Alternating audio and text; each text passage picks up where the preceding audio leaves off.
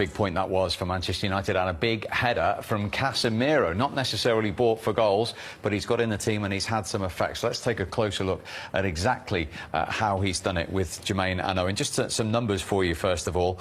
In terms of individual duels, since he got in the team over 90 minutes in the Premier League, he has the highest rate.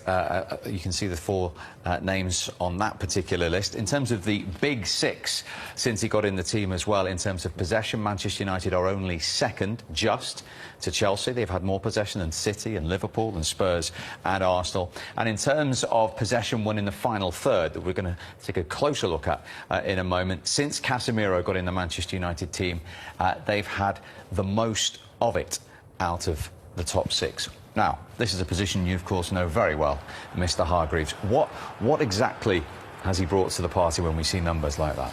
He's brought everything, really. I mean, you see the numbers there and you think all those defensive ones, but he's brought leadership. You know, this man's won 5 Champions League, Steve. You know, he's a special player. I think he's good under pressure. He helps them be better on the ball. We think about United when they were getting results under Ole and even under Ten Hag at the start of the season against Arsenal, Liverpool. They played on the counter.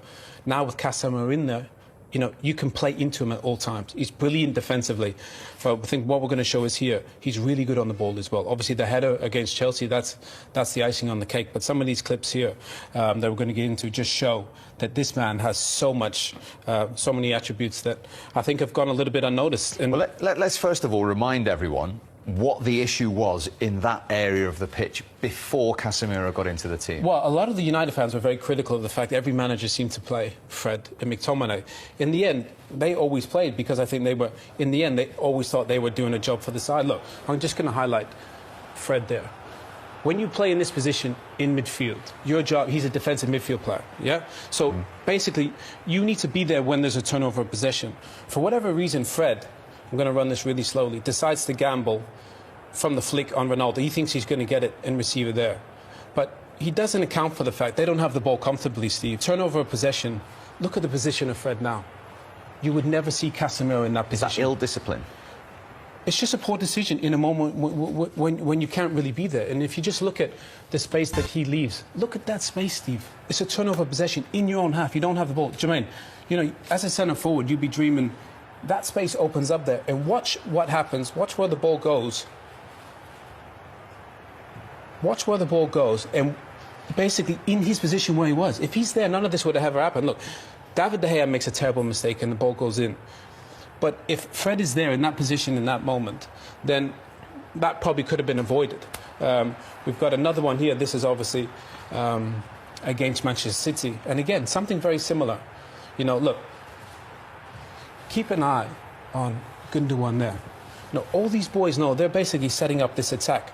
And look at Bernardo Silva, runs out onto the wide area of the pitch. He's making this pitch really wide.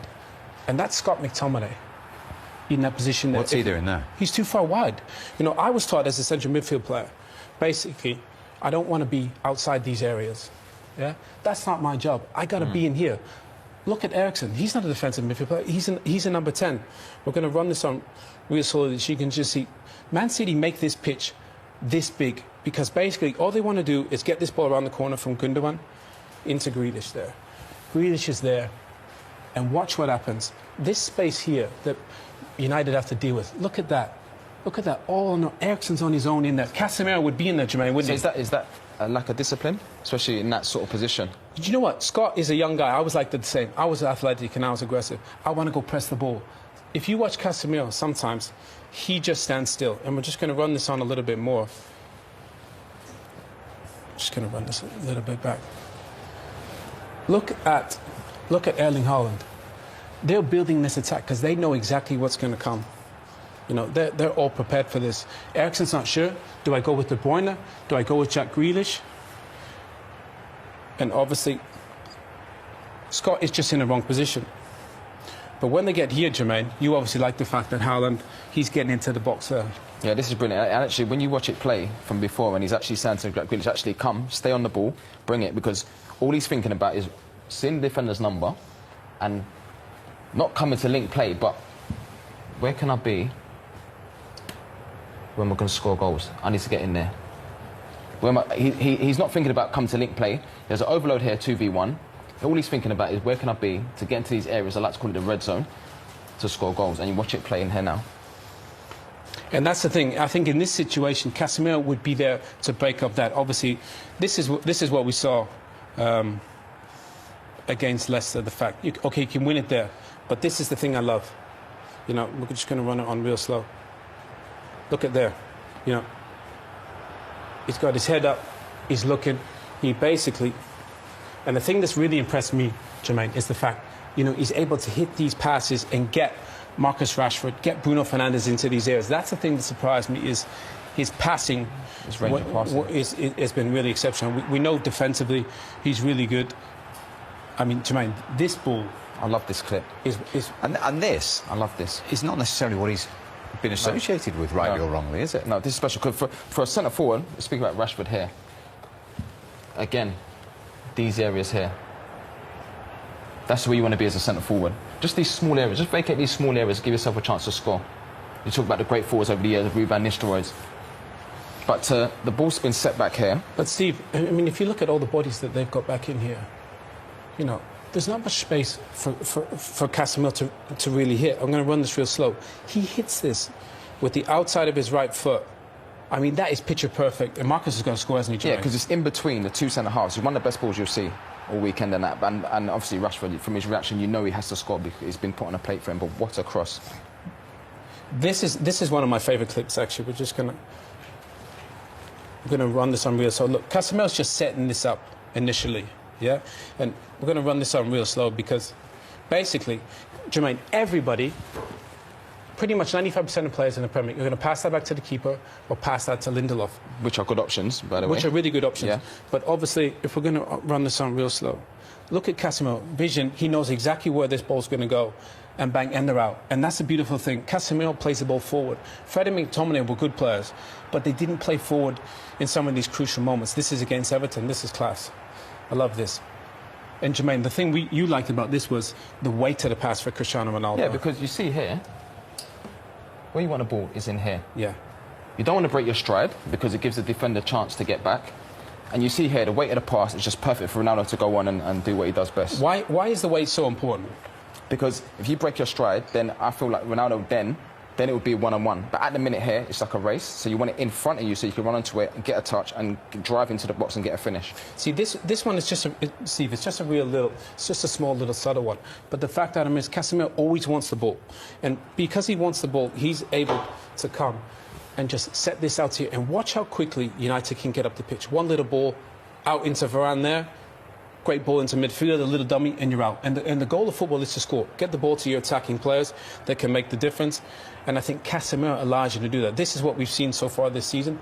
Look, he's brilliant in here, turnover of possession, and bang, get it to your attacking players. Look how quickly, when he gets a turnover of possession, it almost leads to a goal. And obviously, I mean, this has probably been his standout moment, such an important moment. You know, he just gets on the end of a fabulous ball from Luke Shaw, and he's very, very good in the air. So I think in terms of impact, the team's unbeaten since he's come into the side.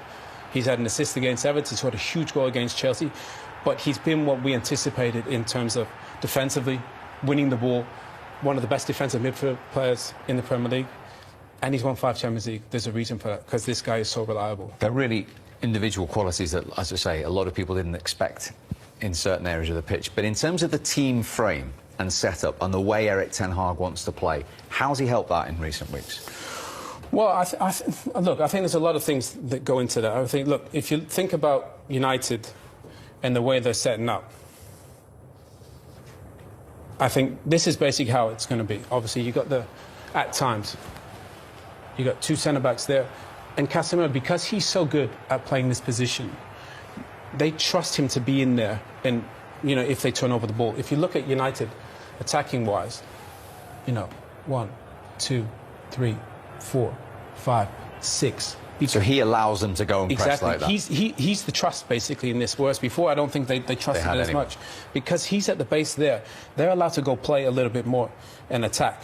And obviously, it leads to the fact that you can get all these bodies in attacking. You know, 6 bodies, Jermaine. You know, that's a significant number. Yeah, it obviously gives you more chance of scoring goals when you can have more bodies up the pitch and knowing that you've got someone behind you that can, obviously, that's got that awareness behind, and that's good behind the ball. I mean, this clip, when I think of Ten Hag and the way he plays football, I think this is his blueprint. This is how he sets up. So for me, he's thinking, right, I got my back four in. That's my back four. And this is the guy, Casimiro, at the base of the midfield. But you look, the reason Ronaldo's not playing maybe is because of the fact, maybe the press. Yeah. But if you look at this clip, everybody's locked on. Everybody's quite high and they're pressing. And it's just because of the fact, with Casimiro on the side, you know, you see him just shifting over. They're looking to squeeze the ball and press. And basically, wherever there's an opportunity where they can go and win it, look, everybody's in the half of Tottenham. And they're trying to get after them. Everybody's trying to look into squeezing. Look, Casemiro, he's always shifting. He's always trying to find that moment, where can I win the ball? Is that instinctive when you're playing there, Owen? Yeah, some guys just have a feel for it, you know, and I think he does. And again, you know, this is pretty much almost the exact same clip. You know, Casimiro is at the heart. Again, we got that back four in there. Everybody's locked on, basically, because, Jermaine, they want to get after people and they want to press because they know with him, he's a security blanket. And do you think playing this way, pressing higher, they create more chances? Because what happens is you end up winning the ball higher and then you create more chances and then you get sustained attacks. So when you've got someone like that in, you can afford to press higher. And then that's why I think Man United now, they can play with that sort of intensity and they'll create a lot more chances. The thing is as well, the goal is to get these guys the ball. These guys that decide the games. Casemiro does that. So he gets the ball, see there, you know, he gets it into Bruno Fernandes, into Eriksen, into Rashford, into Martial. These guys that can help go and decide the game, because basically you need the ball to get into the guys that decide the games, the Jermaine Defoes and all these attacking players. And I think now, with Casemiro at the base of that midfield, it's not a coincidence that United are unbeaten in the Premier League, and I think they've got a blueprint going forward to success with him. Let's get to the header, because United kept going. 94th minute. Casemiro was brought in to do a different job, obviously, but he has got this in his locker. Yeah, he can finish it. You know, you know, at Madrid, sometimes he gets into the box as well. Against Everton, he did it. He missed.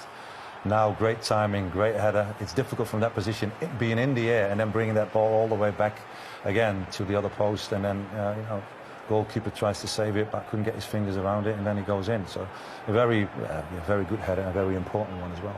Delivery as well. Yeah, great delivery from Luke Shaw. I think he was on it. He was on his hands and knees just before that ball came to him. He looked really tired towards the end of the game, but yeah, fantastic delivery, really good header.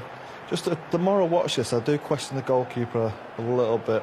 No, it's not right in the corner. Oh, God, I don't know. It's a difficult one. I think if Mendy's in goal, the other kid, but I think he saves that just purely by the size of him. I'm not sure what Franco thinks about that. We're going to find out, because I'm going to ask him. No, to be honest, he's made you know, nearly a miracle, because it wasn't easy to get that. The header was fantastic. On the opposite side, he was moving to the near post, and then he had to change the direction.